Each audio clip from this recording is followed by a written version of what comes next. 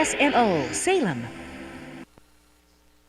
Look at our forecast on this Monday afternoon. Does call for sunny skies and a high today, maybe 35 degrees. But winds out of the north will keep that wind chill pretty much in the teens most of the day. Well, I should say not most of the day, but at least into the afternoon. And then we should see low 20s for wind chill. Our winds could gust up to 15 to 20 miles an hour, but should be most of the time out of the north at about 5 to 10. Clear skies tonight. Low of 18. Light and variable winds will become southerly after midnight, taking wind chills down to about 10. Sunny skies on Tuesday, warming up to 58. We'll have a southwesterly breeze at 10 to 15. It could gust to 25. Clouds will come in Tuesday night at the low of 35. Winds out of southwest will become light and variable after midnight. We'll have at 5 to 10 mile an hour winds that could gust up to 20 miles an hour. Partly sunny Wednesday, high of 58 again, with a light and variable breeze becoming easterly by late morning.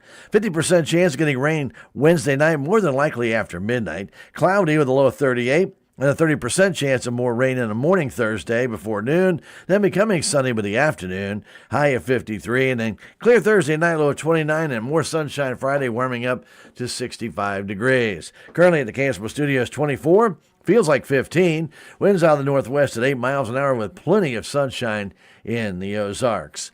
At KSMO Radio, it's now time for the Brownfield Commentary and Livestock Report. It's brought to you as a courtesy of all of us right here at KSMO Radio, your hometown radio station. Now the Brownfield Commentary and Livestock Report on KSMO. It's National FFA Week. Hello, everyone. I'm Cindy Young with Brownfield, and this is my 2 cents. The heart and soul of National FFA is found in the local chapter. Without the local ag teacher who serves as the advisor for that chapter, there would be no local FFA.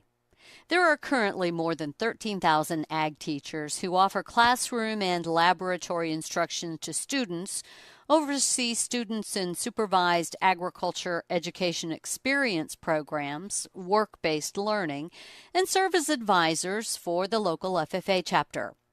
Most educators have full plates, but today I'll sing the praises of the men and women who teach animal science, welding, ag mechanics, horticulture, crop science, and more. Those who visit students' SAE projects at least 2 or 3 times a year, assist students in keeping records for said SAE, assist students in exhibiting livestock, crop, and ag mechanics projects at fairs and FFA shows, help students coordinate FFA activities at the local, area, district, state, and national levels, train and prepare FFA teams for contests in soil judging, crops, public speaking, livestock judging, dairy judging, milk judging, and assist students in preparing applications for awards. It takes a very special person to stay the course as an ag teacher. As members of local communities with high school ag programs, we should all be concerned about the shortage of qualified teachers today. It's concerning that 23% of teachers have 5 or fewer years of teaching experience. The ag teacher shortage is the greatest challenge facing FFA and agriculture education today. We should be concerned. I'm Cindy Young with Brownfield. That's my 2 cents. The pressure to be first often comes at the cost of being right. But not at Brownfield. We believe the truth takes time. That's why our team is committed to getting the story right, not just getting it out across radio, digital, and social platforms. Verified, balanced, unbiased. That's what you deserve, and it's what we deliver. Visit brownfieldagnews.com for more. Mental health affects us all. It doesn't discriminate based on age, gender, or background. It's a universal experience that touches every aspect of our lives. If you're struggling, don't suffer in silence. Reach out to 988. They're here to listen, to support, and to guide you on your journey towards healing. You're not alone. Call 988. Your mental health matters. 988 Suicide and Crisis Lifeline, Missouri. The foundation is set. Missouri knocks off the #1 team in the nation. The frame is built. On the run, Mitchell for the flush. Missouri it by 20. And the gates The habits, the response to detail, the execution, all that stuff matters. are open. Drives right baseline to the rim. Jams it as he hangs and got fouled. This is your radio home for Mizzou basketball. Cruz, here comes the three. Bang! He splashed it home. The Central Bank Tiger Network from Learfield. Direct cash cattle trade is quiet. Cash hogs are higher. Hello, I'm Kellen Havikin with your Brownfield Livestock Market Report. Direct cash cattle trade is off to a quiet start for the week. As usual, buyers and sellers are busy taking inventory and preparing for the week ahead.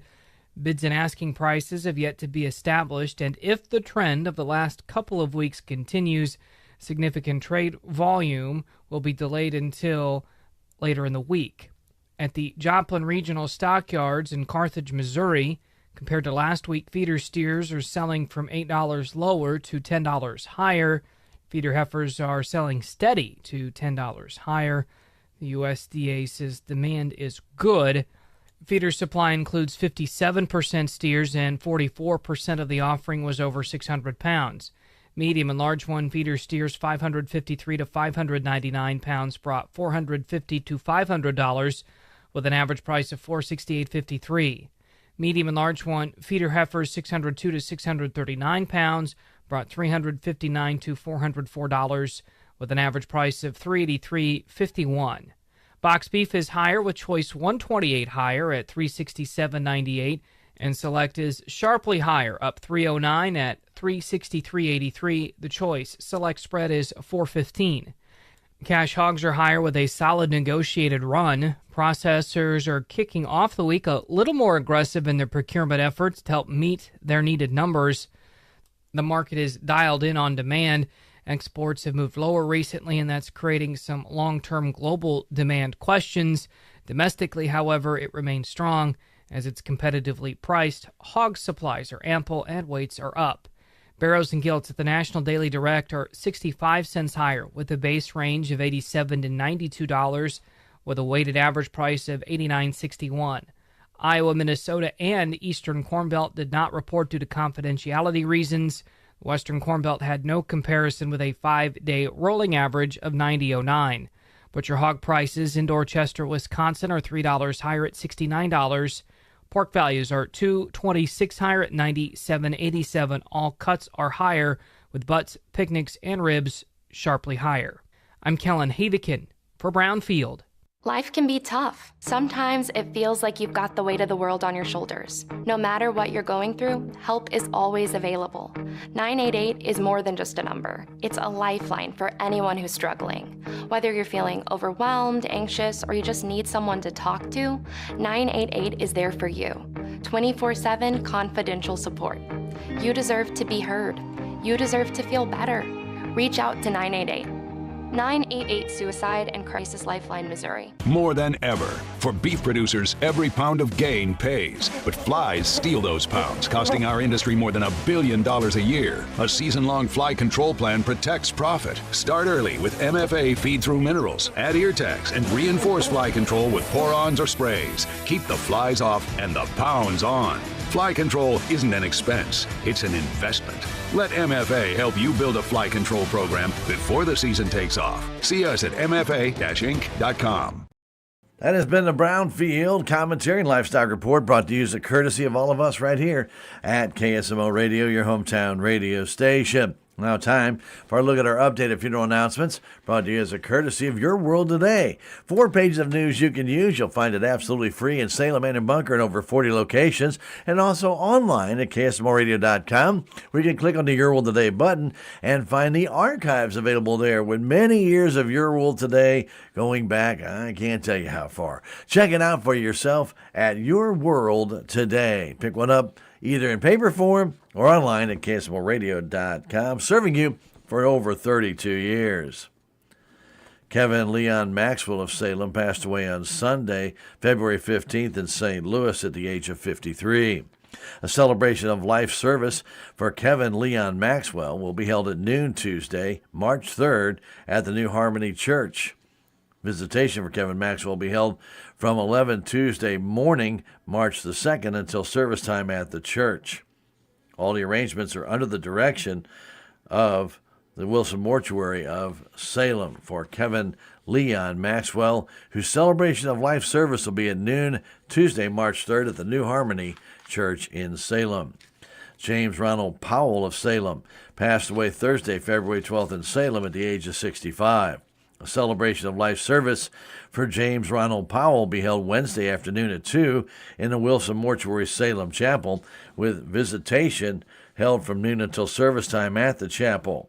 All the arrangements are under the direction of the Wilson Mortuary of Salem for James Ronald Powell, whose celebration of life service will be at 2 o'clock Wednesday afternoon at the Wilson Mortuary Salem Chapel.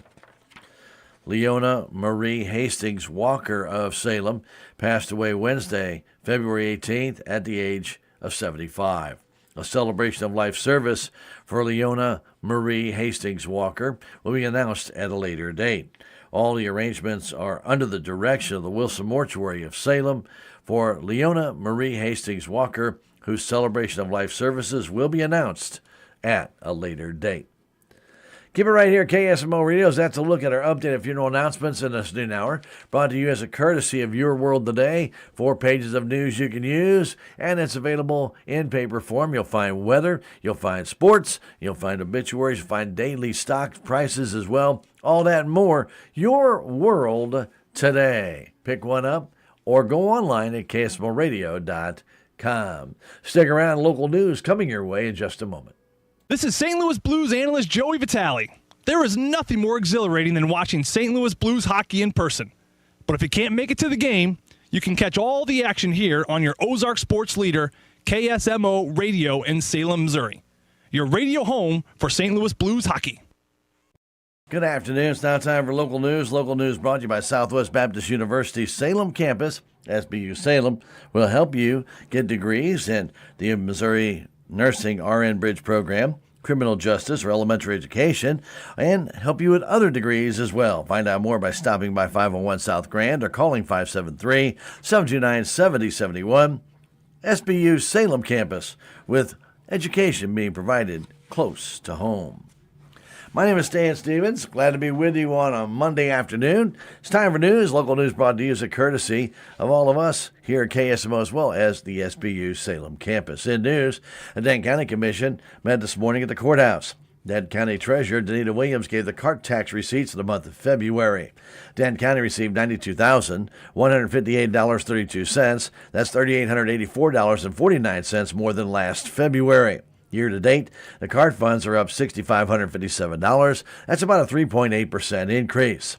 Denton County Emergency Management Director Derek Marfitt reported that the FEMA reimbursement for the Denton County Road 4210 is waiting for the report from Great Rivers Engineering. The county is still waiting on approval from FEMA for all the obligated projects the road department has already completed. In the road report, District 1 Commissioner Keith Green said brush will be cut on Denton County Road 5610 and possibly on 5630. Workers will be servicing a truck, and another crew will be looking at or replacing missing road signs on county roads. District 2 Commissioner Jimmy Williams stated brush will be cut on County Road 2370. Williams indicated both tractors are being worked on and signs will be replaced or installed on County Road 3140. Williams did say that grading may begin on County Road 2210. Presiding Commissioner Gary Larson stated he attended a meeting in St. James Friday at the MRPC building on the elimination of solid waste management districts. Larson said there were numerous reps in person and on Zoom discussing their opposition to the idea as being pushed by the governor to reassign funding to the Department of Natural Resources. He will keep the county posted on any further information he receives for future developments. Larson said the commissioners would not be meeting Thursday, February 26th, due to their annual training. Then County Clerk Angie Curley said excused absentee voting for the municipal election starts Tuesday at the courthouse. Tuesday will also be the first day for those who want to file for county or for state offices for the primary election in August. Interested candidates for the county offices can begin their filing at the courthouse at 8 Tuesday morning at the county clerk's office, and it is a first-come, first-served basis. Those willing to run for state office will need to file in Jefferson City again starting at 8 o'clock Tuesday morning. Curley also stated that 27 counties in Missouri will benefit from the reimbursement for the timber-impacted counties, and Dent County is one of them. She said that Dent County will receive $150,403 for fiscal year 2025 and also fiscal year 2026. Dent County is a member of NACO, who is the advocacy in winning this major victory of the Secure Rural Schools Act Reauthorization Act. The commission accepted the bids from Blevins Asphalt from Mount Vernon for 10 miles of chip and seal work for $205,920. Commissioners agreed to seek bids for a used light dump truck between the years 2019 and 2024. For bid specs on the truck, call Keith at 573-247-6658. Bids will be due on March 5th at 10:30 in the morning. Commission will have the right to accept or reject all bids. The next meeting of the commissioners will be Monday morning, March 2nd at the courthouse, and that meeting is open to the public. This March 1st, hundreds of die-hard anglers will line the banks of the Missouri trout parks for their opening day of catch and keep trout season. This year, Sunday morning, March 1st at 6:30, marks the opening of that season. That'll run through October 31st. To participate, Missouri residents aged 16 to 64 and non-residents 16 and older are required to purchase a fishing permit. In addition to your fishing permit, trout anglers must also purchase a daily trout tag. Tags can be purchased at all the trout parks: Roaring River State Park near Cassville, Bennett Springs State Park near Lebanon, and Montauk State Park near Salem. A daily trout tag at the 3 state parks costs $5 for adults, $3 for youth 15 years of age and younger. Daily fishing permits are available for $9 each. The daily limit is 4 trout and the possession limit is 8. For more information on fishing at trout parks, visit mdc.mo.gov. In Dent County, Montauk State Park store hours will be on Friday, February 27th. They're 8 in the morning until 7 in the evening. The restaurant will be open from 8 in the morning until 6 in the evening. And on Saturday, February 28th, the store hours will be 8 in the morning until 11 at night. And that time is new this year. The restaurant will also be opening up at 8 o'clock Saturday morning and remain open until 8:30 in the evening. And on Sunday, March 1st, the store hours will be from 5 a.m. till 9 p.m., while the restaurant will be open from 7 a.m. until 8:30 p.m. For more information on the trout season opening, visit moststateparks.com or call Montauk State Park 573-548-2201. The Dent County Health Center Board of Trustees met Thursday afternoon, February 19th at 5 o'clock. The board held a public hearing on the food code fee schedule. It was reviewed by the board and approved with no public comments. A legal notice has been placed in the Salem News, and a press release was issued to all local media. Administrator Zach Moser presented the operational reports for the month of January. In the communicable disease report, he stated there are 3 cases of COVID-19 reported, while the active lead cases were reported 69, plus 13 communicable disease cases. There were 72 influenza cases, 3 animal bites were reported. There were 22 screenings for sexually transmitted infections, resulting in 82 total tests and 9 treatments. The January environmental report showed there were 17 total inspections or re-inspections conducted. Maternal child health statistics showed that there were 9 car seats distributed. There was 1 Show Me Healthy Women appointment, no CPR courses, no consultation for child care health, and there were no Title X appointments reported. There was no presumptive eligibility, while there was 331 WIC appointments made.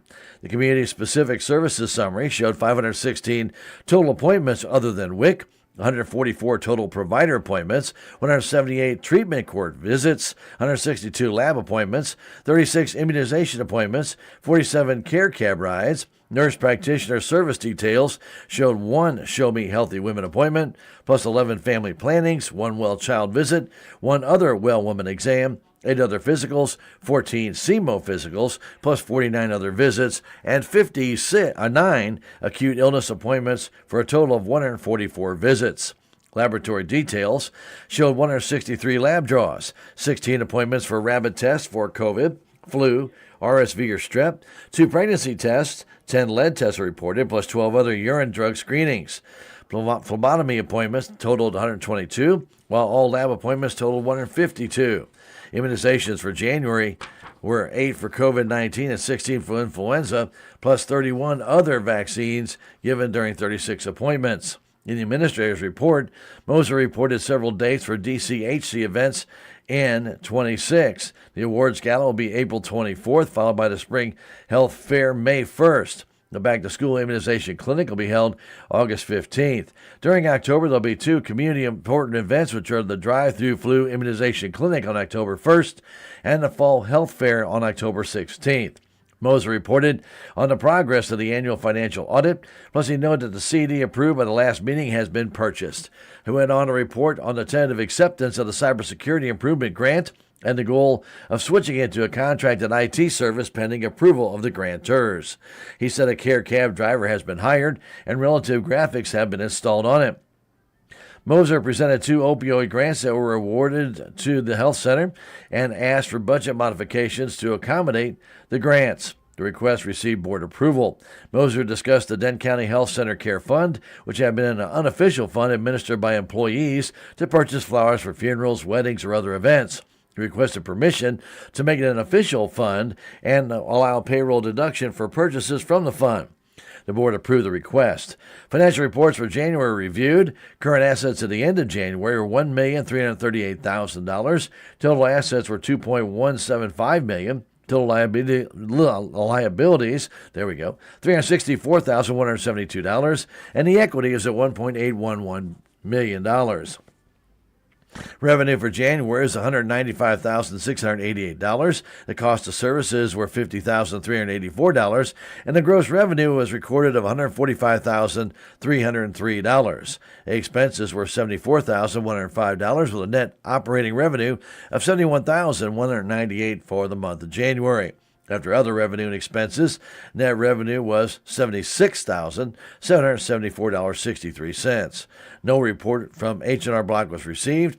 During new business, Zach Moser presented details on a new position request for a grant and strategic initiatives coordinator funded between 3 or more grants with compensation ranging from $20 to $28 per hour depending on experience. The board approved the position request. Prior to adjournment, the next regular meeting was set for Thursday, March 19th at 5 o'clock. More after this. Spring is right upon us, and J. Medlock Landscaping LLC can help with your big projects, such as excavating, digging ponds, setting up new landscaping, or helping to improve on your existing landscaping. J. Medlock Landscaping LLC can haul rock and dirt, water for your pools and ponds, and even drinking water. Call J. Medlock Landscaping LLC today at 729-DIRT. That's J. Medlock Landscaping LLC, 729-3478. Do you know who some of the most avid readers of Cardinals Magazine are? It's Cardinal alumni. Our former players tell me time and again that Cardinals Magazine is one of their favorite ways to stay connected to the birds on the bat. And you know, Ricky, I've heard the same thing. They feel like they're still coming to the ballpark each day when they're enjoying the impressive lineup of feature stories in every issue of Cardinals Magazine. Cardinals Magazine helps you really get to know the current players, not only their stories in uniform, but who they are off the field and how they got to where they are. And it doesn't stop with the stories on current players. No one does a better job giving fans a truer picture of everything happening on the field, inside the ballpark, and all over Cardinals Nation. Even stories on our Cardinals alumni. Join our former players who enjoy the classic coverage of Cardinals Magazine. Subscribe for yourself and your favorite fan at cardinals.com/magazine or 314-345-9000. Cardinals Magazine. It's all here. Let's take a look at some local sports news. Cale Gardner scored 22 points and Aiden Eastep scored 18 more as the Mountain Grove Panthers Friday night beat the Salem Basketball Tigers 64-44. Salem was led by Braden Gaps with 8 points. Salem falls to 16-10 on the year, 4-3 in the SCA Conference. Salem Lady Basketball Tigers will be at St. Clair tonight for their regular season finale. JV will begin play at 5:30 with the varsity game to follow. Salem Varsity Lady Tigers are 9-15 on the year, and they have lost their last 8 straight games. Salem Lady Basketball Tigers seated 6th in the Class 4 District 3 tournament. That will be at Cuba. They will face the Sullivan Eagles on Monday, March 2nd, beginning at 7. Salem Boys Basketball Tigers have been seated 2nd in that district tournament, and they will be playing on Thursday night after a first-round bye at Cuba next week. Bunker Eagles boys varsity beat Greenville Friday night 68-37 to finish the regular season with a 24-2 record. They're seeded first in the Class 1 District 3 tournament in Bunker and drew a first-round bye. They will play the winner of the Koshkonong-Lesterville game Thursday at 5:30 in Bunker.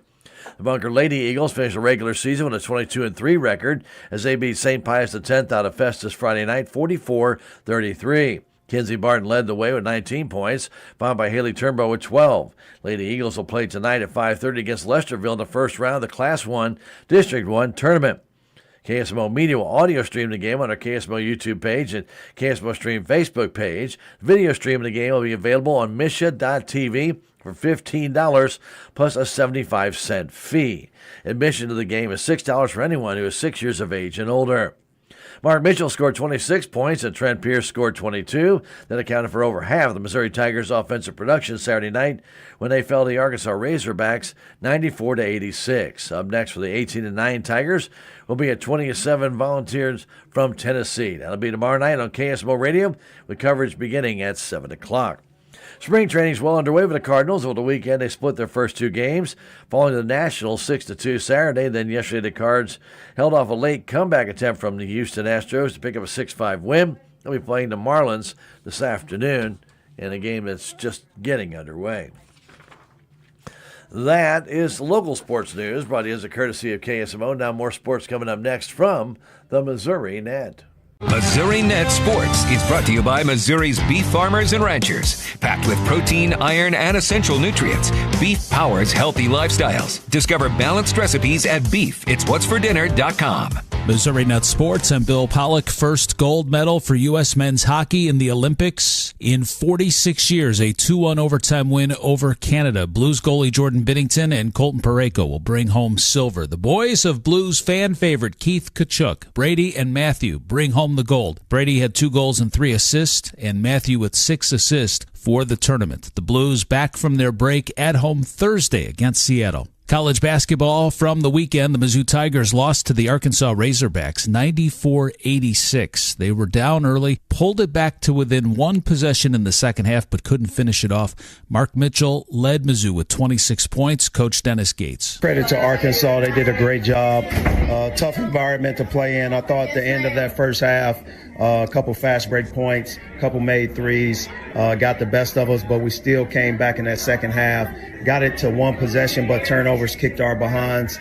The Tigers are 8-6 in the SEC. They'll host Tennessee tomorrow night. The nationally ranked St. Louis Billikens got back in the win column 88-75 over VCU on Friday. They trailed by 9 at halftime before rallying in the second half. St. Louis now 13-1 in A10 play. They'll visit Dayton tomorrow. Spring training baseball has started. The Cardinals picked up a 6-5 win over the Houston Astros yesterday, going 1-1 on the weekend. Michael McGreevy starts against the Marlins this afternoon. Royals beat the Brewers 7-3 for their second win of the spring. They'll play the Cubs this afternoon. And the MLS season has started. St. Louis City SC, a 1-1 draw at home against Charlotte on Saturday. Sporting KC opened with a 3-0 loss at San Jose. Sporting has its home opener against the Columbus Crew on Saturday night. Bill Pollock, Missouri Net Sports.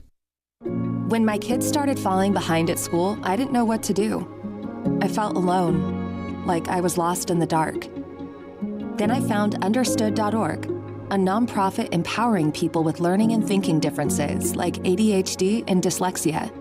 They gave us hope, guidance, and tools to move forward. No matter where you are on your path, Understood can help. Visit understood.org/yourpath today.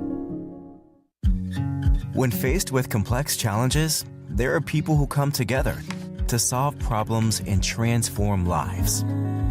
That's us. We are Rotary. We work with community partners to build green spaces for all to connect with nature and each other. We support local youth through mentorship and literacy programs.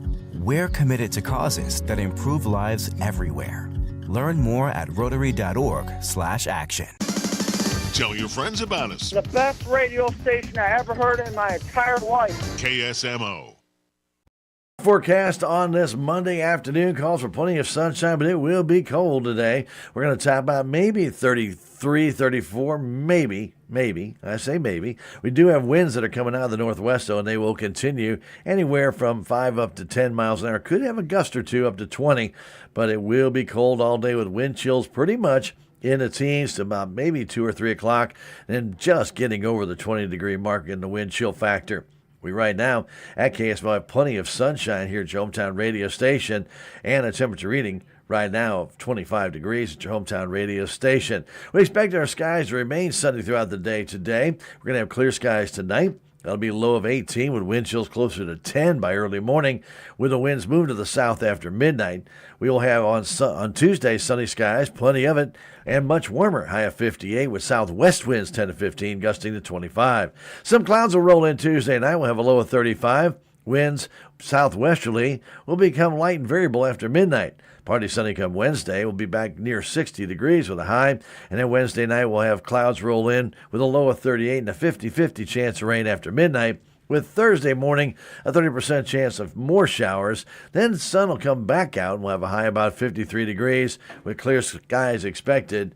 Thursday night, the low of 29. Right now, KSMO, we're going to call it 25 degrees with a northwest wind at 7, making it feel like 17. You have plenty of sunshine here in the Ozarks, here at KSMO, and no clouds to be found.